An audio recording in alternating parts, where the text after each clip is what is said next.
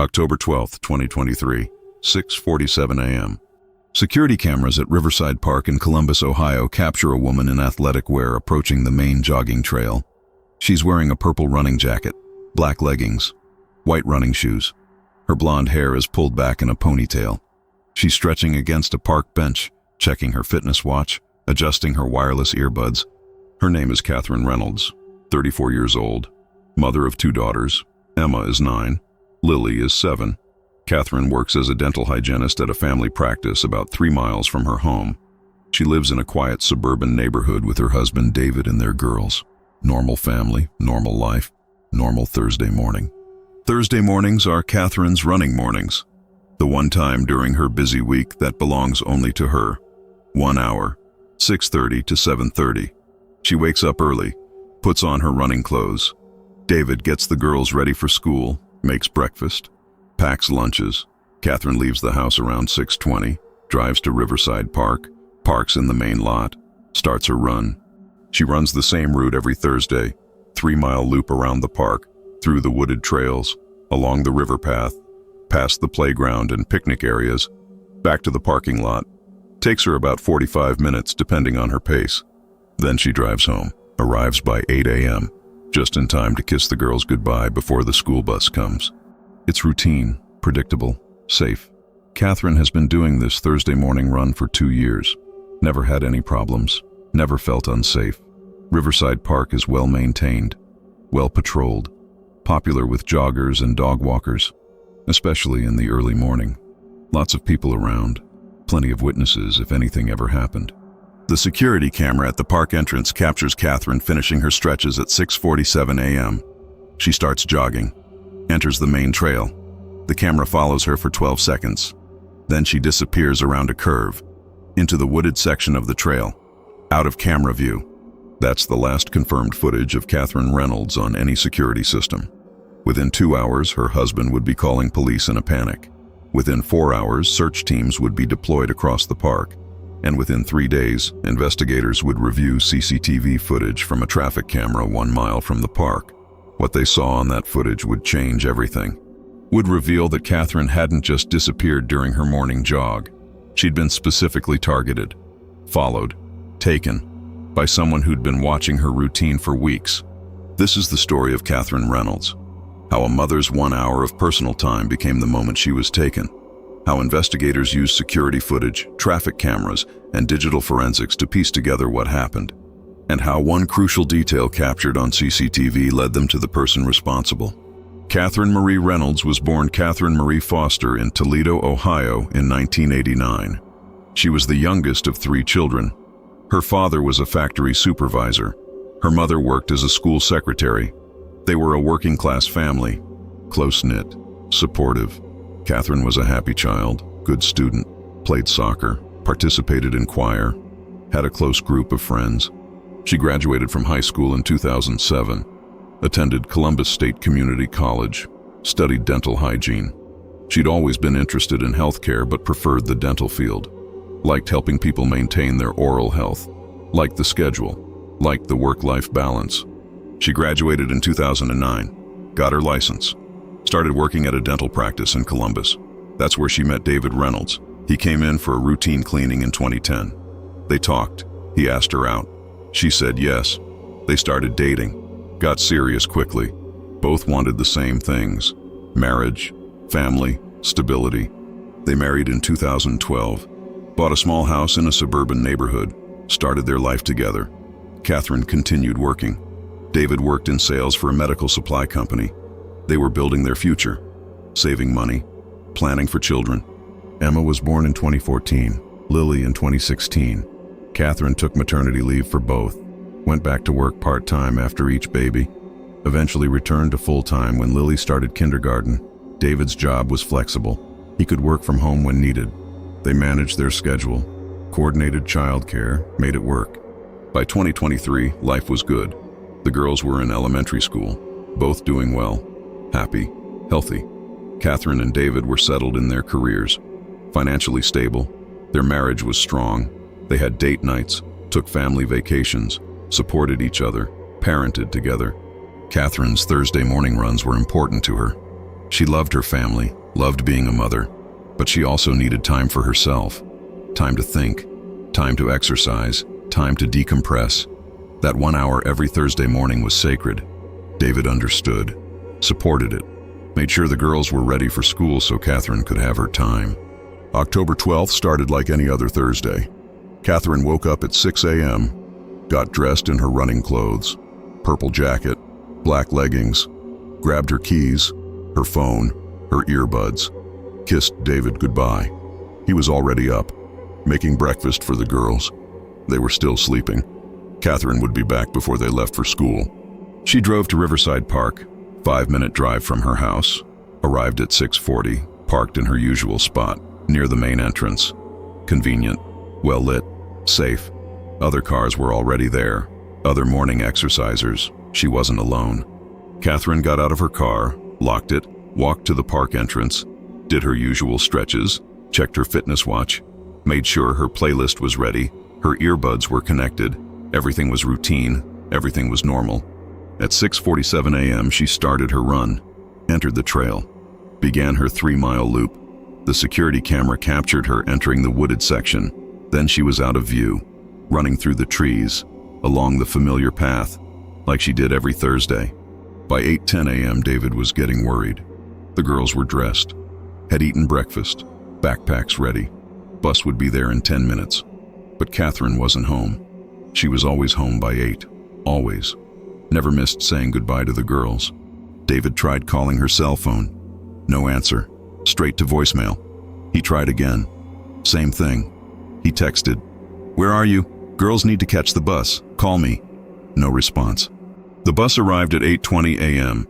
David had to let the girls go. Told them Mom had probably gotten held up at the park. Maybe ran into a friend. She'd be home soon. The girls got on the bus. David watched them leave, then immediately got in his car, drove to Riverside Park.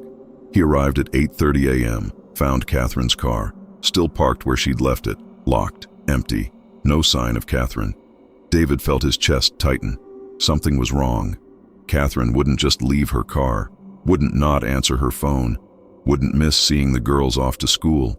He called 911, reported his wife missing, explained she'd come for her morning run at 6:30. Should have been done by 7:30. It was now 8:30. Her car was here, but she wasn't. She wasn't answering her phone. This wasn't like her. Something was wrong. Columbus Police Department responded. Officers arrived at the park by 8:45 a.m., took David's statement, description of Catherine, what she was wearing, when she'd left home, when she was expected back. They immediately began searching the park, called for additional units. This was a missing person case. Time was critical. Officers walked the jogging trail, calling Catherine's name, looking for any sign of her. Other morning exercisers were stopped, asked if they'd seen a woman in a purple jacket, blonde ponytail. Several people said yes. They'd seen her earlier, around 7 a.m. Running on the trail, seemed fine, normal, nothing unusual. But no one had seen her after that. No one had seen her finish her run. No one had seen her return to the parking lot. She'd just vanished somewhere on that trail. Search and rescue teams were called in, K9 units. Dogs tracked Catherine's scent from her car, along the trail, through the wooded area. The dogs followed the trail for about 2 miles, then the scent ended, abruptly, near the eastern edge of the park, close to where the park bordered a residential street. The scent ending meant Catherine had likely gotten into a vehicle at that point, had either voluntarily or forcibly left the park, but her car was still in the parking lot. So whose vehicle? And why? Police pulled security footage from the park cameras, saw Catherine arriving, stretching, starting her run. But the park only had cameras at the main entrance and parking lot. The trails themselves weren't monitored. No way to see what happened to Catherine once she entered the wooded section. Police expanded their search, checked traffic cameras on streets surrounding the park, looking for any vehicles that might have been in the area during Catherine's run, looking for any unusual activity. They found something. A traffic camera on Riverside Drive, 1 mile east of the park. At 7:12 a.m. on October 12th, the camera captured a white commercial van. No company markings, plain white, driving slowly. The van turned onto a side street that connected to the eastern edge of Riverside Park. the area where the K9 units had lost Catherine's scent. 12 minutes later, at 7:24 a.m., the same van was captured on the same traffic camera, driving away from the park area, heading east toward the highway, license plate partially visible. Police enhanced the image, ran the partial plate through DMV databases. They got a match. The van was registered to a maintenance company, Riverside Property Services, a small company that did landscaping and maintenance work for commercial properties. The owner was listed as Marcus Holloway, 42 years old, lived in Columbus, had a business address on the east side.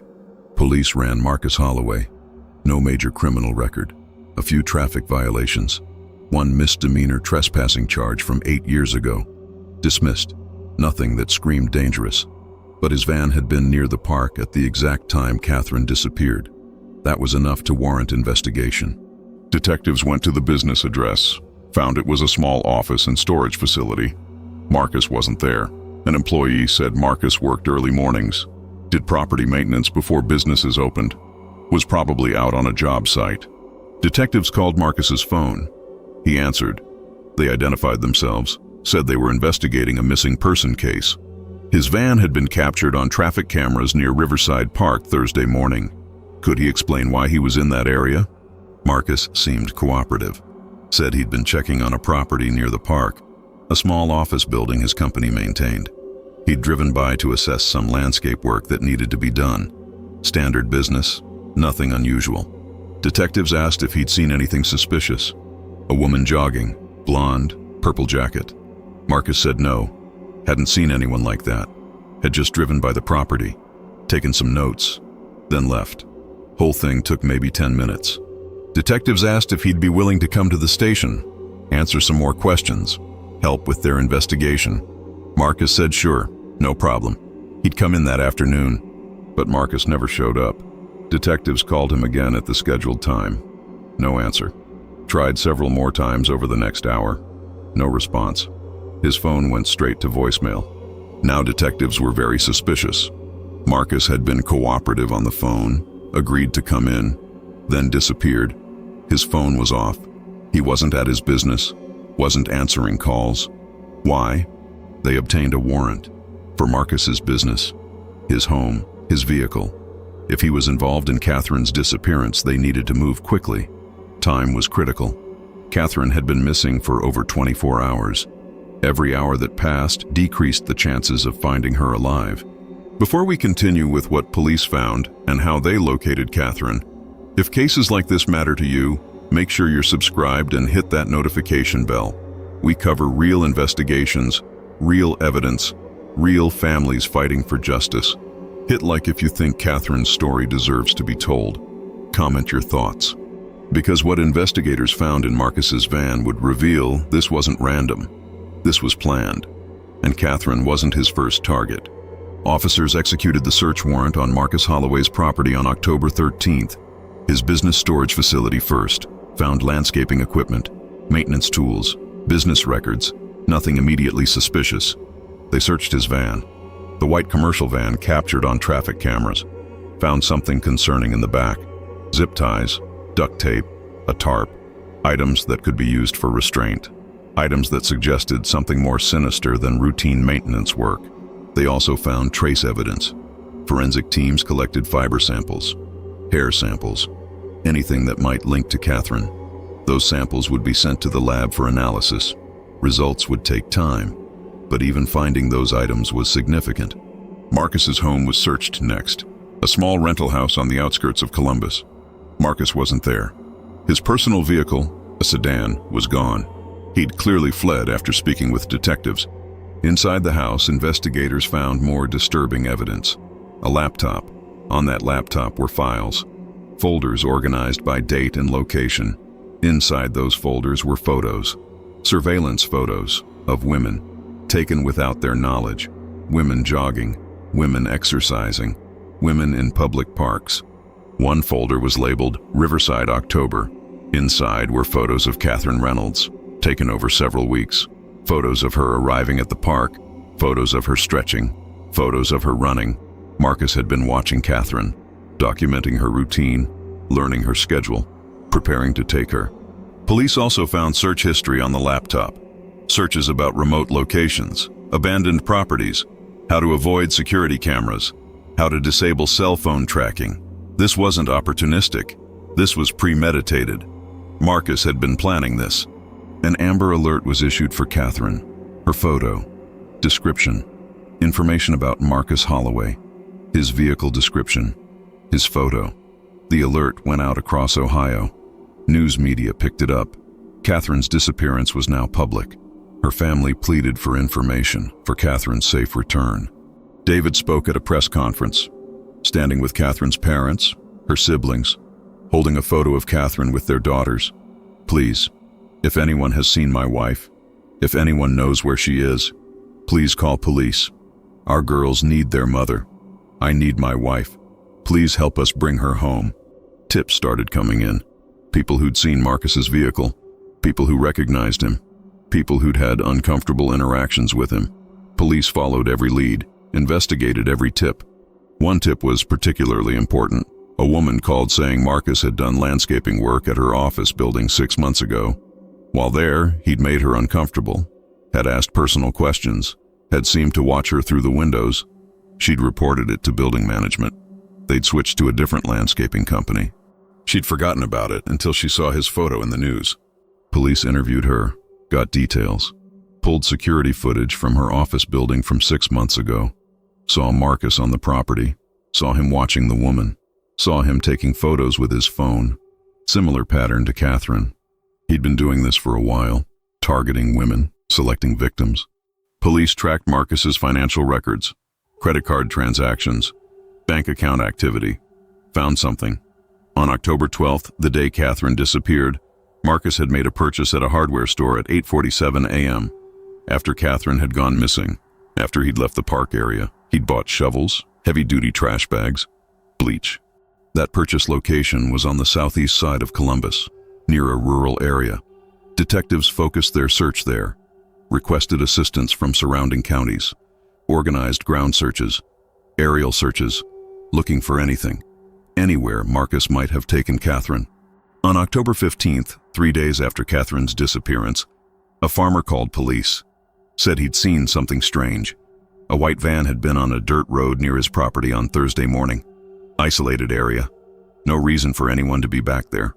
The van had been there for about 30 minutes, then left. He hadn't thought much of it at the time, but when he saw the news about Marcus Holloway and his white van, he called. Search teams went to that location immediately. A dirt road leading to an old abandoned farm property. No structures remaining, just overgrown fields and wooded areas. The property had been abandoned for years. No owner, no activity. Perfect location if someone wanted privacy, wanted to be unseen. K9 units were brought in. Dogs searched the property, alerted in a wooded area about a quarter-mile from the road. Teams converged on that location, found disturbed earth, recently dug, carefully excavated. They found Catherine Reynolds. She'd been deceased for approximately 3 days. Medical examiner later determined cause of death as asphyxiation. She'd been attacked, restrained, killed, then buried in that remote location. The discovery was devastating. Her family, David, the girls, everyone who'd been hoping for a different outcome. That hope was gone.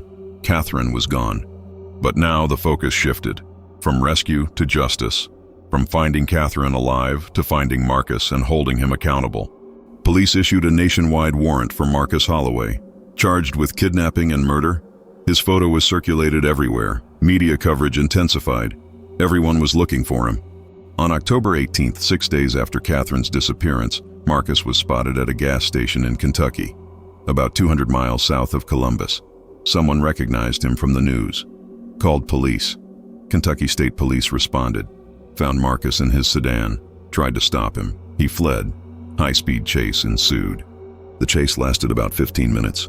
Marcus lost control of his vehicle on a rural highway, crashed into a ditch, was injured but alive, was arrested at the scene, taken into custody, transported to a hospital, then extradited back to Ohio.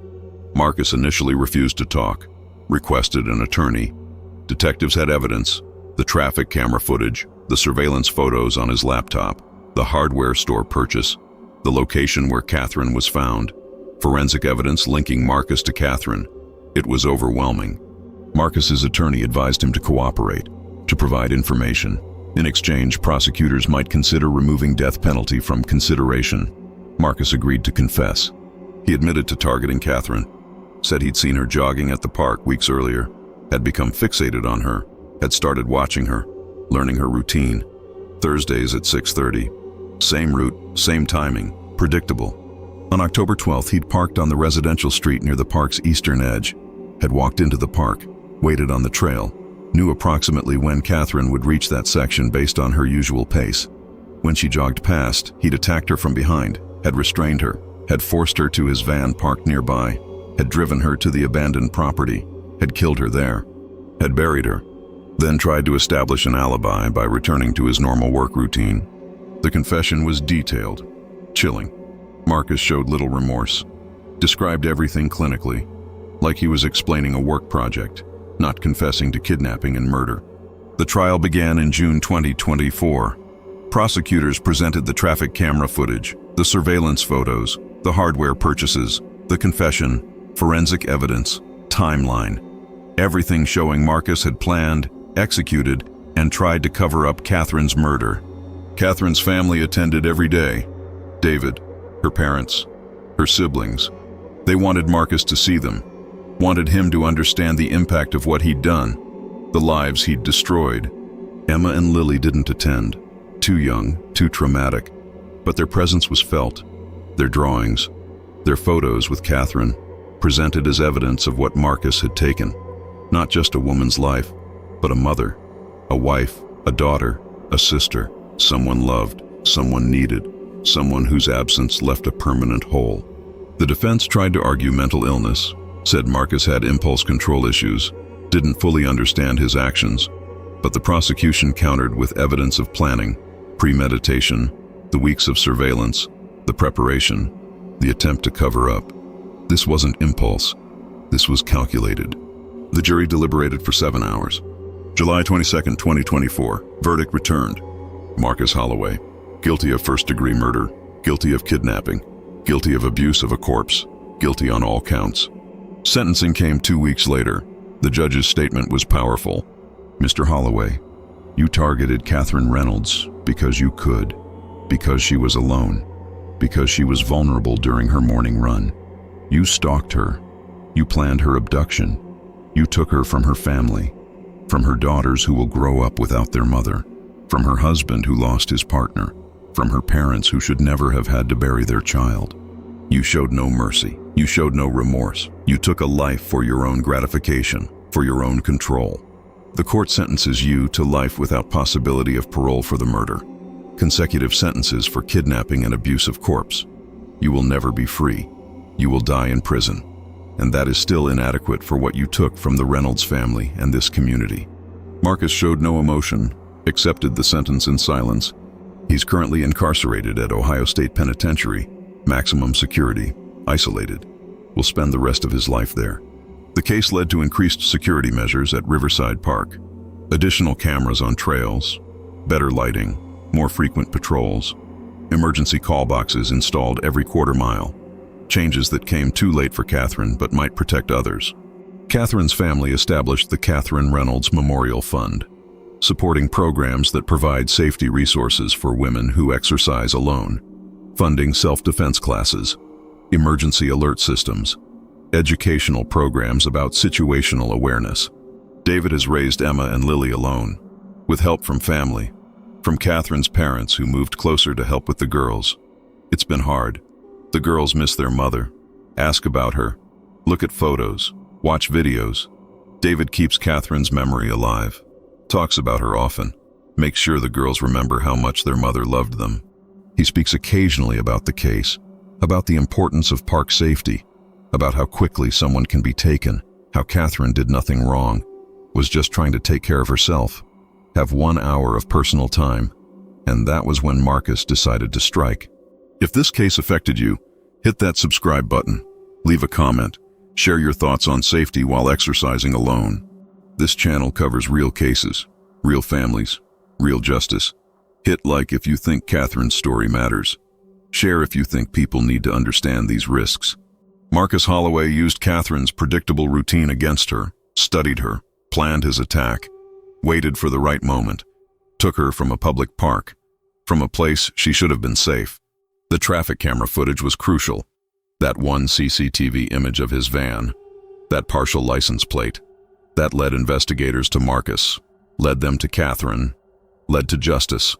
But it didn't bring Catherine back, didn't give Emma and Lily their mother back, didn't give David his wife back. Justice was served. Marcus will die in prison, but the Reynolds family still lives with the loss every single day. Catherine Reynolds was 34 years old, dental hygienist, mother of 2, devoted wife, loving daughter. She went for her Thursday morning run, her 1 hour of personal time, did everything normal, everything routine, and was taken by someone who'd been watching, waiting, planning. Remember Catherine Reynolds. Remember that predators can be anywhere, can watch without being noticed, can plan without raising suspicion, can strike in places that feel safe. Thank you for watching, for caring, for learning from Catherine's story. If you exercise alone, be aware. Vary your routine. Change your times. Change your routes. Don't be predictable. Let people know where you're going. Carry a phone. Carry emergency alert devices. Stay alert. Don't tune out completely with headphones. Trust your instincts. Because Catherine was doing everything that should have been safe. Public park, daylight hours, regular routine. But Marcus studied that routine, used it to plan her abduction, and took her in broad daylight from a place meant to be safe. The CCTV footage revealed the truth, showed Marcus's van, connected him to the location, led investigators to evidence, to Catherine, to justice.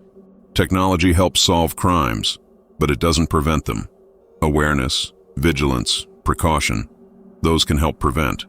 Those can keep people safer. Honor Catherine by being vigilant, by varying routines, by staying alert, by supporting programs that help keep women safe while exercising. Catherine just wanted to run, wanted 1 hour for herself, wanted to stay healthy, take care of herself, be strong for her family. She deserved that hour, deserved to be safe, deserved to come home to her daughters. Marcus Holloway took that from her, took everything from her, took her future, her daughter's future with their mother, David's future with his wife. Justice was served. Marcus will never be free. But Catherine is still gone. Emma and Lily will still grow up without their mother. David will still raise them alone. This was Catherine's story. This is why safety matters. This is why we remember her. This is why we fight for a world where mothers can go for morning runs without being hunted, without being taken, without being killed. Rest in peace, Catherine Reynolds. Your daughters will know how much you love them. Your family will never forget you. Your story will help protect others. Justice was served, and you will always be remembered. Mother of 2 vanished on her morning jog. Police spotted this on CCTV. A white van, a partial license plate, evidence that led to a killer, evidence that brought justice. But Catherine is still gone. That's the tragedy we must never forget. That's why we share these stories. That's why we demand better safety. That's why we remember Catherine Reynolds. Thank you for watching, for caring, for honoring Catherine's memory by staying aware and staying safe. Catherine Reynolds, 34 years old, mother, wife, daughter, sister, friend, gone too soon. Remembered always, justice served, story told, life honored. This was Catherine's story. This is why we remember. This is why CCTV evidence matters. This is why justice matters. This is why Catherine Reynolds will never be forgotten.